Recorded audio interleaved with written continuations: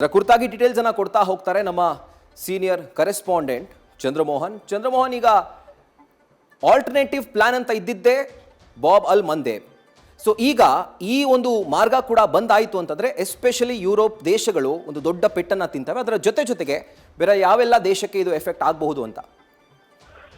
ಹೌದು ರಾಹುಲ್, ಈಗ ಮುಖ್ಯವಾಗಿ ಈಗಾಗಲೇ ಹೊರ್ಮುಜ್ ಜಲಸಂಧಿಯನ್ನ ಇರಾನ್ ದೇಶ ಬಂದ್ ಮಾಡಿದೆ. ಇದರಿಂದಾಗಿ ಏಷ್ಯಾದ ರಾಷ್ಟ್ರಗಳಿಗೆ ಕಚ್ಚಾ ತೈಲ ಮತ್ತು ಗ್ಯಾಸ್ನ ಪೂರೈಕೆಯಲ್ಲಿ ವ್ಯತ್ಯಯ ಆಗಿದೆ. ಈಗ ಯಮನ್ ದೇಶದ ಹೌತಿ ಉಗ್ರರು ಕೂಡ ಕೆಂಪು ಸಮುದ್ರದಲ್ಲಿರತಕ್ಕಂಥ ಬಾಬ್ ಅಲ್ ಮಂಡಬ್ ಜಲಸಂಧಿಯನ್ನು ಕೂಡ ಬಂದ್ ಮಾಡೋದ್ರ ಬಗ್ಗೆ ಆಲೋಚನೆಯನ್ನ ಮಾಡ್ತಾ ಇದ್ದಾರೆ. ಯಾಕೆಂತಂದ್ರೆ ಯಮನ್ ದೇಶದ ಹೌತಿ ಉಗ್ರರಿಗೂ ಕೂಡ ಇರಾನ್ ದೇಶವೇ ಬೆಂಬಲವನ್ನ ಕೊಟ್ಟಿದೆ ಮತ್ತು ಶಸ್ತ್ರಾಸ್ತ್ರಗಳನ್ನು ಕೂಡ ಕೊಟ್ಟಿದೆ. ಅವರನ್ನ ಸಾಕಿ ಬೆಳೆಸಿ ಪ್ರೋತ್ಸಾಹಿಸಿರ್ತಕ್ಕಂಥದ್ದೇ ಇರಾನ್ ದೇಶ. ಈಗ ಇರಾನ್ ದೇಶದ ಮೇಲೆ ಇಸ್ರೇಲ್ ಮತ್ತು ಅಮೆರಿಕ ದೇಶಗಳು ಜಂಟಿಯಾಗಿ ದಾಳಿಯನ್ನ ನಡೆಸಿವೆ. ಈ ದಾಳಿಯಿಂದಾಗೇನೆ ಈ ಇರಾನ್ ದೇಶಕ್ಕೆ ಸಾಕಷ್ಟು ನಷ್ಟ ಉಂಟಾಗಿದೆ. ಅವರ ಮಿಲಿಟರಿ ಶಕ್ತಿ ದುರ್ಬಲ ಆಗಿದೆ ಮತ್ತು ನಾಯಕತ್ವವನ್ನು ಕೂಡ ಕಳ್ಕೊಂಡಿದ್ದಾರೆ. ಹೀಗಾಗಿ ಇರಾನ್ ಮೇಲಿನ ದಾಳಿಗೆ ಪ್ರತೀಕಾರವಾಗಿ ಯಮನ್ ದೇಶದ ಹೌತಿ ಉಗ್ರರು ಕೂಡ ಈಗ ಕೆಂಪು ಸಮುದ್ರದಲ್ಲಿರ್ತಕ್ಕಂತಹ ಬಾಬ್ ಅಲ್ ಮಂಡಬ್ ಜಲಸಂಧಿಯನ್ನು ಕೂಡ ಬಂದ್ ಮಾಡಬಹುದು ಅನ್ನುವ ಚರ್ಚೆಗಳು ಕೂಡ ನಡೀತಾ ಇವೆ. ಹಾಗೇನಾದ್ರೂ ಕೂಡ ಹೌತಿ ಉಗ್ರರು ಈ ಒಂದು ಜಲಸಂಧಿಯನ್ನ ಬಂದ್ ಮಾಡಿದ್ರೆ ಆಗ ಏಷ್ಯಾ ಮತ್ತು ಯುರೋಪ್ ಖಂಡಕ್ಕೆ ಇರತಕ್ಕಂತ ಜಲಮಾರ್ಗ ಬಂದ್ ಆದಂತಾಗುತ್ತೆ. ಈಗ ಭಾರತದ ಸಮುದ್ರ ತೀರದಿಂದ ಜಲಮಾರ್ಗದ ಮೂಲಕವೇ ಸರಕು ಸಾಗಣೆಗಳನ್ನ ಯುರೋಪ್ ರಾಷ್ಟ್ರಗಳಿಗೆ ಕಳಿಸಲಾಗ್ತಾ ಇತ್ತು. ವಿಶೇಷವಾಗಿ ಲಂಡನ್ಗೆ ಆಗ್ಬೋದು ಮತ್ತು ಬೇರೆ ಯುರೋಪ್ನ ರಾಷ್ಟ್ರಗಳಿಗೆ ಕಳಿಸಲಾಗ್ತಾ ಇತ್ತು.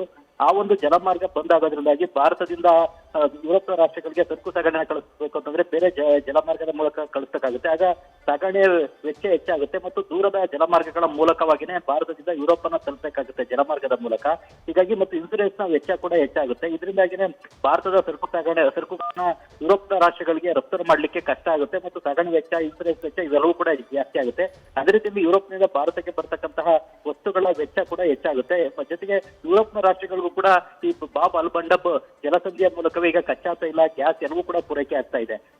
ಆಗ ಮುಂದೆ ಒಂದು ವೇಳೆ ಏನಾದ್ರೂ ಕೂಡ ಬಾಬ್ ಅಲ್ ಮಂಡಬ್ ಜಲಸಂಧಿಯನ್ನ ಹೌತಿ ಉಗ್ರರು ಬಂದ್ ಮಾಡಿದ್ರೆ ಯುರೋಪ್ನ ರಾಷ್ಟ್ರಗಳಿಗೂ ಕೂಡ ಕಚ್ಚಾ ತೈಲ, ಗ್ಯಾಸ್ ಪೂರೈಕೆ ನಿಂತು ಹೋಗುತ್ತೆ. ಯುರೋಪ್ನ ರಾಷ್ಟ್ರಗಳಲ್ಲೂ ಕೂಡ ದೊಡ್ಡ ಇಂಧನದ ಬಿಕ್ಕಟ್ಟು ತಲೆದೋರುತ್ತೆ. ಯುರೋಪ್ನ ರಾಷ್ಟ್ರಗಳಲ್ಲಿ ಕೂಡ ಈ ಒಂದು ಇಂಧನದ ಬಿಕ್ಕಟ್ಟು ತಲೆದೋರೋದ್ರಿಂದಾಗಿ ಆ ರಾಷ್ಟ್ರಗಳ ಆರ್ಥಿಕತೆಗೂ ಕೂಡ ದೊಡ್ಡ ಹೊಡೆತವನ್ನ ಕೊಟ್ಟಂತಾಗುತ್ತೆ. ಈಗಾಗಲೇ ಶೆಲ್ ಕಂಪನಿಯ ಸಿಒ ಕೂಡ ಹೇಳಿದರೆ ಯುರೋಪ್ನ ರಾಷ್ಟ್ರಗಳಲ್ಲೂ ಕೂಡ ಮುಂದಿನ ತಿಂಗಳು ಇಂಧನದ ಕೊರತೆ ಉಂಟಾಗುತ್ತೆ, ಇಲ್ಲಿ ಇಂಧನದ ಬಿಕ್ಕಟ್ಟು ಎದುರಾಗುತ್ತೆ ಅನ್ನೋ ಒಂದು ಮಾಹಿತಿಯನ್ನ ಕೊಟ್ಟಿದ್ದಾರೆ. ಹಾಗಾಗಿ ಮುಂದಿನ ತಿಂಗಳು ಕೂಡ ಯುರೋಪ್ನ ರಾಷ್ಟ್ರಗಳಲ್ಲೂ ಕೂಡ ದೊಡ್ಡ ಆರ್ಥಿಕ ಹೊಡೆತ ಉಂಟಾಗಬಹುದು. ಹಾಗಾಗಿ ಅದನ್ನು ಎದುರಿಸಲಿಕ್ಕೆ ಕೂಡ ಈಗ ಯುರೋಪ್ ರಾಷ್ಟ್ರಗಳು ಸಿದ್ಧ ಆಗ್ಬೇಕಾಗುತ್ತೆ.